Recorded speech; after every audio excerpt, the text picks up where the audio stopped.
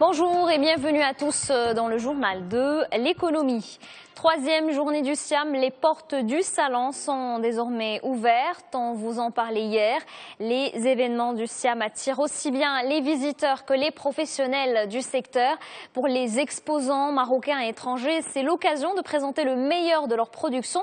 C'est également l'occasion de sceller des partenariats et les opportunités ne manquent pas au Siam. Dans le secteur oléagineux, le Maroc a signé 2 conventions. La première porte sur le renforcement de la recherche appliquée et l'encadrement technique des producteurs. Cette convention a été signée par le ministère de l'Agriculture et la Fédération interprofessionnelle des oléagineux. Elle est d'une durée de 5 ans. Elle couvrira la période restante de la mise en œuvre du plan Maroc Vert. Le deuxième accord vise le renforcement des semences de qualité. Les signataires sont le groupement des industriels oléagineux du Maroc et la Société nationale de commercialisation des semences. Et on vous en parlait il y a 2 jours, lors des 8e assises de l'agriculture, 5 conventions avaient été signées, et parmi elles, une qui concerne la filière laitière, dotée d'une enveloppe budgétaire de 6,6 milliards de dirhams. Le contrat programme permettra la création de plus de 40 000 emplois directs et une augmentation de la production du lait. Elle passera de 2,4 milliards à 4 milliards de litres. On écoute à ce propos Jack Ponti, PDG de Centrale laitière. Il est au micro de Raja Fadli. C'est la 2e convention de soutien et de contrat programme pour le développement de la production laitière et de la transformation. C'est un travail maintenant qui est un travail de longue haleine.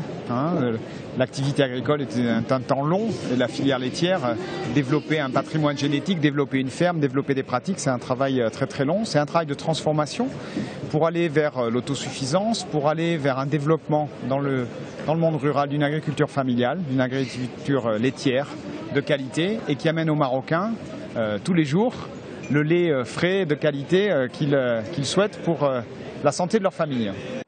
Et justement, parlant de partenariat, une coopération est en vue dans le secteur énergétique entre le Maroc et la Russie. En tout cas, le sujet était au cœur de la séance de travail qui a eu lieu à Moscou. Le ministre marocain de l'énergie s'était déplacé pour présenter les grandes lignes de la stratégie nationale de l'énergie. La Russie a exprimé sa disposition à accompagner le Maroc dans son projet de gaz naturel liquéfié.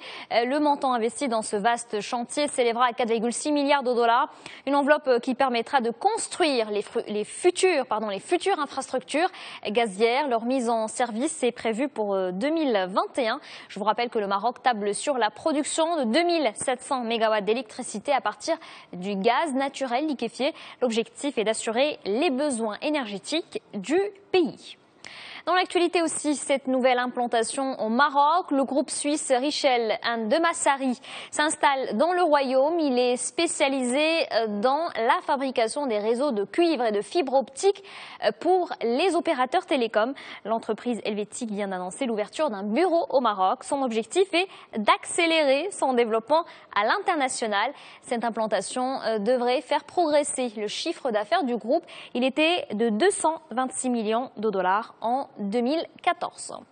Un mot de bourse maintenant et ces chiffres dévoilés par le Conseil déontologique des valeurs mobilières. Les rachats d'actions au Maroc ont dépassé les 27 milliards de dirhams ces 10 dernières années. Le gendarme de la bourse relève une évolution contrastée de cette pratique sur fond d'évolution réglementaire mesurée. Le CDVM souligne toutefois que le socle législatif demeure figé. Pour ce qui est des titres échangés, leur nombre atteint les 45 millions.